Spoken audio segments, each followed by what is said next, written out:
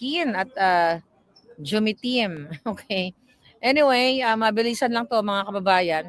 So, thank you so much for watching sa ating interview kanina kay Ma'am Hanilet Avancenia, ang partner ni common law wife ni PRRD, ang mama ni Kitty. So, thank you so much, ma'am, sa nag-facilitate ng aming interview. Actually, mabilisan lang po 'yon. Bigyan ko kayo ng konting background doon. Ang ligaw-ligaw pa nga ako dahil yun ang hirap dito sa daig. So, pasensya na kayo kung hindi maayos yung camera. Iniiwas ko lang kasi yung location na kung saan, alam nyo na, wala silang bodyguard, yung kanilang kaligtasan dito, kaligtasan ko. So, pasensya na kayo. Alam ko may mga nagme-message sa akin na hindi maayos yung camera. Wala, yun na yung pinaka-pwesto namin eh. Wala na talaga kaming mapwestuhan at, nasa isang lugar lang kami na kung saan public siya pero medyo secluded naman. Kaya, napagbigyan tayo ng actually yung initially yung interview talaga ay gusto ko lang kumustahin yung pag-visit niya kay Pangulong Duterte. So, alam ninyo, narinig mismo ninyo sa kanyang bibig na siya, okay, at si Kitty ay nagbisita na si Pangulong Duterte. So, ito yung off-cam, ang i-share ko lang off-cam, alam mo, I feel the pain. Ma'am, thank you so much. Hindi ako masyado nakapagpaalam dahil naglo-laundry pa sila. I mean, nagmamadali din sila. So, buti na lang napagbigyan talaga tayo. At wala nga silang bodyguard. They're an ordinary citizen, ordinary person. Alam niyo mga kababayan, napatunayan ko ngayong moment na to. Alam mo, nakakaiyak, nakakalungkot na ginawa sa pamilya ni Pangulong Duterte ang panghaharas, pang-aabuso na talagang hindi nila to deserve. Alam nyo, behind the scene. Okay, bago kami nag-interview, nakita ko si Ma'am Hanilet na tinutupi yung mga damit ni Pangulong Duterte. Okay? Siya po ay naglaba ng mga damit ni Pangulong Duterte. Galing doon, nakita nyo ba yon yung mga kinuwang damit kahapon ba yon o kahapon yata yon ng guard ni yung bodyguard or assistant ni Inday Sara. So mga damit pala yon nga ni Pangulong Duterte. So inilaba ni Miss Hanilet. So thank you sa nag-facilitate ng short meeting. I really appreciate po talaga na nag-trust kayo sa akin. Ako naman, gusto ko lang naman tanungin talaga kung ano yung sitwasyon ni Pangulong Duterte.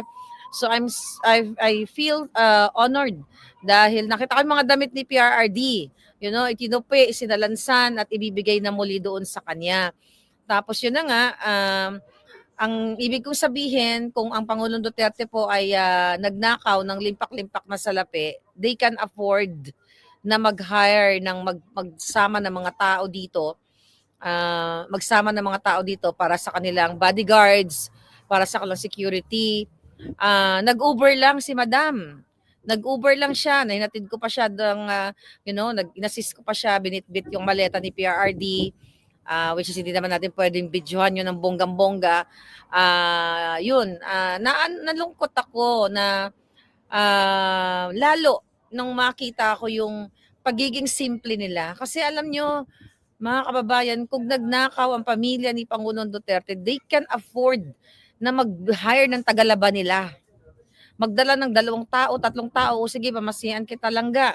Pumunta ka, magkita tayo sa Netherlands or whatever, o ikaw ang maganito sa akin, ikaw maganyan. We're just the same level, the same ordinaryo na, naglo-laundry. So nakita ko lalo ako nahabag na itong gobyerno ni Marcos Jr., itong mga pagbato nila ng mga kasinungalingan laban sa pamilya ni Pangulong Duterte, ako po mismo ang magsasabi sa inyo dahil na-witness yun ng 2 mata ko. Na-witness ko na naglalabas si Madam, si Miss Hanilet, nagtutupi, ng kanyang walang kaarte-arte, 'Di ba? At hindi naman yan sila nagyayabang, nagaling sila sa Buena Familia or whatsoever.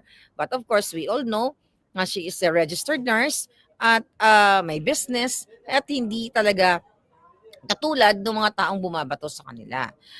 So, yun na nga ang panawagan niya, sana po pakinggan natin. Ako na naloka din ako sa revelation niya, no, na marami palang nagpapanggap.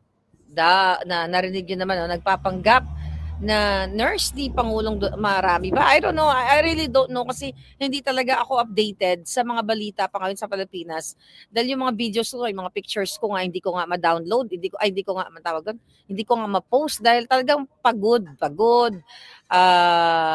Syempre magkaiba ng oras, di pa rin ako nakakatulog. 3 hours lang laging tulog ko kaya nag-break out yung skin ko eh. Alam niyo 'yon? So, ganun pa man, ang panawagan talaga sa akin, Miss Maharlika, sabi niya, sana tulungan niyo kami. Sabi niya na gamitin naman yung platform ko na manawagan sa taong bayan na hindi kami nanghihingi, hindi kami nanglilimos sa mga OFW o hindi kami nagmamakaawa o nanghihingi ng monetary. Wala pong ganon. Kung ano man yung mga expenses ni PRRD, pagtulong-tulungan nilang magpamilya. Ang sabi nga niya, kung kailangan siyang mangutang, gagawin niya. Okay. Yun lang ang pinakikausap ni Pardy. Kasi sa akin marami talagang marami din na nagme-message sa akin eh. Alam mo yon, na Miss Marley, kakilala mo ba si ganito? Ayoko na lang mag-mention ng pangalan. Kasi they're asking ganito, ganyan. So wag po sana natin gamitin ang, ang kidnapping na ginawa ng gobyerno ni Bangag. Wag nating gamitin yung sitwasyon ni Pangulong Duterte. Kasi ako, nung March 23, I was there, 'di ba, sa malaking event. Na-witness na 'yon, mga palangga. Merong nag-abot ng pera. 'Di ba? Ang sabi sa pera at saka letter. Sabi sa akin, I think 50 euros 'yon. Si Kuya, for sure, sabi niya, Miss Marlica, pakibigay naman to kay PRRD. Ang sabi ko doon, hindi po nangihingi ng tulong, ng cash ang Pangulong Duterte. Kung gusto nyo na mag-donate, pumunta kayo doon sa charity na sinasabi ni pangalan niyan, ni Inday Sara. So, yun lang pang gusto niyang liwanagin. Alam ko maraming gumagamit talaga politically, ang daming gumagamit kay PRRD. So, wag natin sanang gawin 'yon kasi hindi tama. 'Di ba? Hindi tama na mangungulekta tayo ng pera para sa kanila dahil hindi sila nanghihingi. Scammer 'yun. 'Di ba? Tandaan nyo, ang mga kinakalaban ko sa mga kaso-kaso ko, mga scammer.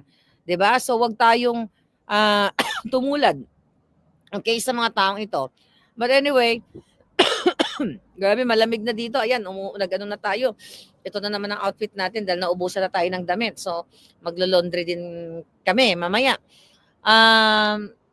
Nakakalungkot kasi hindi po natuloy ang prayer rally namin kanina kasi hindi po talaga na-approve ang permit dito sa Hong Kong. Sabi ni Don Facundo Badi. Talaga ba?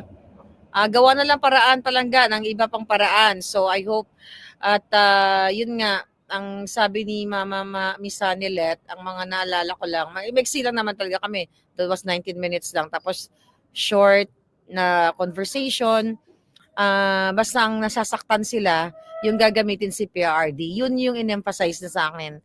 Miss Marlica, malungkot na yung nangyari kay PRRD, pero mas nalulungkot kami dun sa mga taong gumagamit kay PRRD para pagkaperahan siya. Para manghingi ng ganyan, ng ganito, ng ganyan. Huwag natin gawin yon, mga palangga. Hindi yon maganda.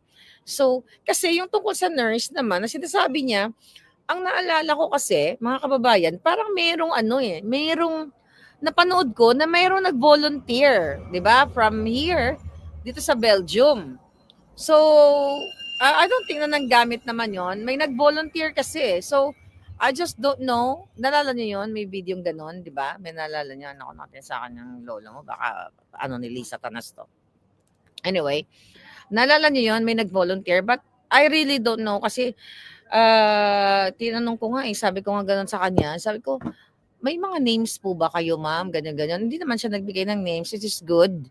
At nakuha niya yung respeto ko talaga na it's not good na mag-name drop siya. Pero sabi ko nang gano'n, sabi ko sa kanya kasi ang naalala ko lang talaga, may nag-volunteer na mga nurses nga.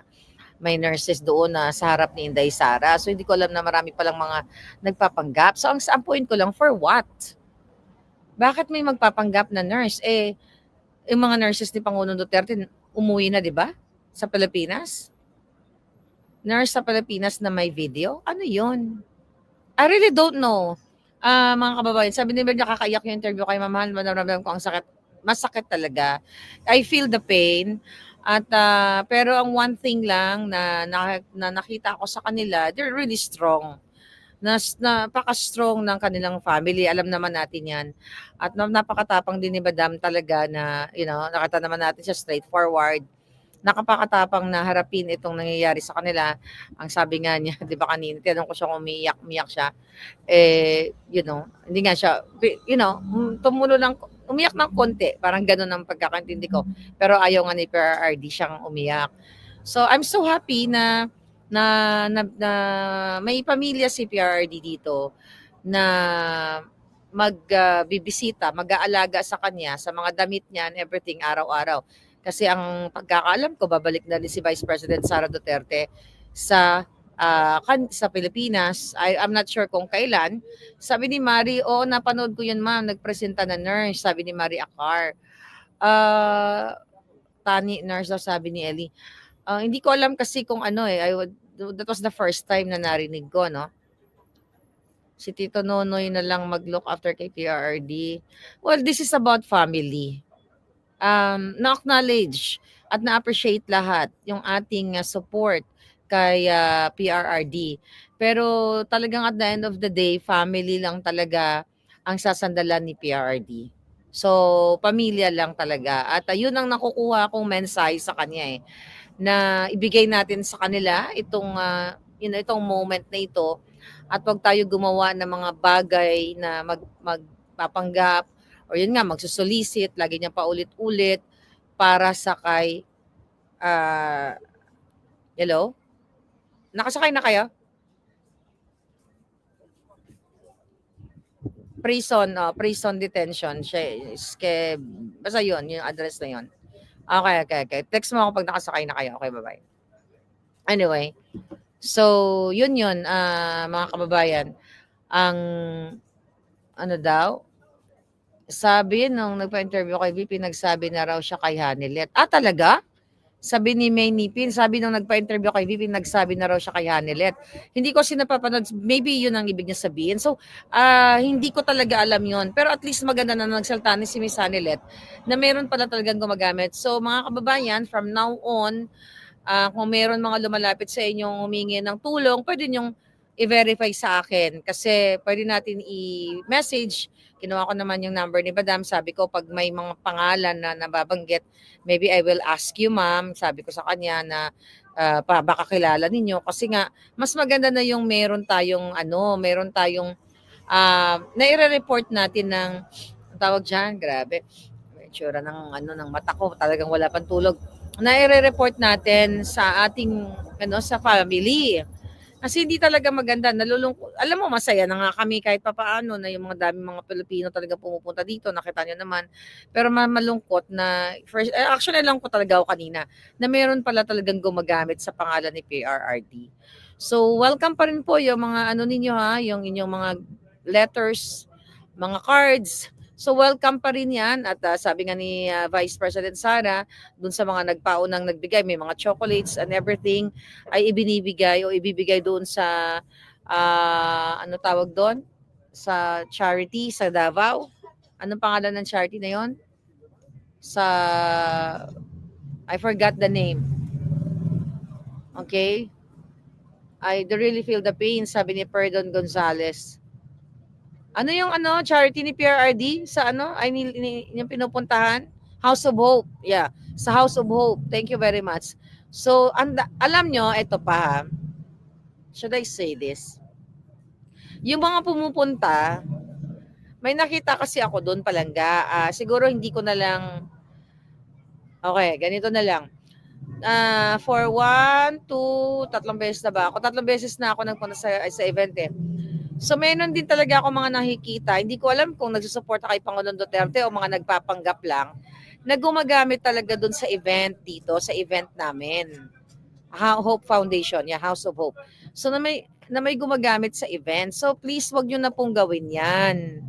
Wag niyo nang gawin 'yan, hindi 'yan maganda. So kung mga dilawan man 'yan o mga pulahan o mga NPA dun sa mga palangga ko na pupunta sa ICC, magmatsyag po kayo at kung makuha natin ng video yung kanilang mga evil transaction, let me know, i-report nyo sa atin at i-send nyo dito sa Maharlika Network. Ayan po yung ating email. So gawin natin, tulungan natin ang pamilya ni Pangulong Duterte na mapigilan itong mga taong to. Ako mga kababayan, I'm proud to say sa inyo na ako po wala akong intensyon politika. Hindi ako nandito para, kung ano man mga political ko, magpa-appoint ako kapag si Inday ang naupo, wala pong ganun. Dahil kung gusto ko yung ganun, dapat doon pa lang sa Bangag administration, hindi na ako nag-expose ng kanilang mga kasalanan. I'm here, unconditional support. I want to show sa aking mga palangga dahil, ang laban natin since 2016 for PRRD is totoo. Ngayon, hindi lang ako makapunta sa Pilipinas kasi gugurgurin ako ng mga demonyo. Kaya nagkaroon ako ng chance na mabadalaw si, di ko naman nakita, no, si PRRD at pakita yung support. Alam niya na mga kaibigan ko, sabi ko pag pumunta si PRRD sa labas ng bansa o kung saan man, gusto kong puntahan. Nung sa Hong Kong nga, dapat nandoon ako. Kaso lang, kararating ko lang din yun galing sa Europa. Na-invite din ako doon, which is hindi talaga kinain ng power ko at during that time may sakit pa rin ako. So yun yung reason. So alam ko lahat tayo na mga palanggalan, yung mga na-meet ko, sobrang lamig, grabe. Yung reason natin pare-pareho, yung mga nag-travel, yung mga na-meet ko. Thank you so much guys. Pare-pareho tayo. We spend our own money, we spend our time para na ipakita natin ang suporta natin. Huwag nating tigilan. Kasi wag nating tigilan yung suporta natin. Talagang kailangan tayo ni PRRD at na-appreciate niya. Nabanggit din ni Miss Hanelet kanina na talagang sinabi nga niya, di ba? Sabi niya daw kay PRRD, gusto mo kasi pag nag-birthday ka, simple lang, sa bahay ka lang, o tignan mo nangyari. Buong mundo na kung saan merong Pilipino ay talagang sinelebrate ang iyong birthday. So, yun mga palangga. So anyway, yun na lang muna ang aking update sa inyo. Magbabalik tayo at kita-kits. Thank you. Wag po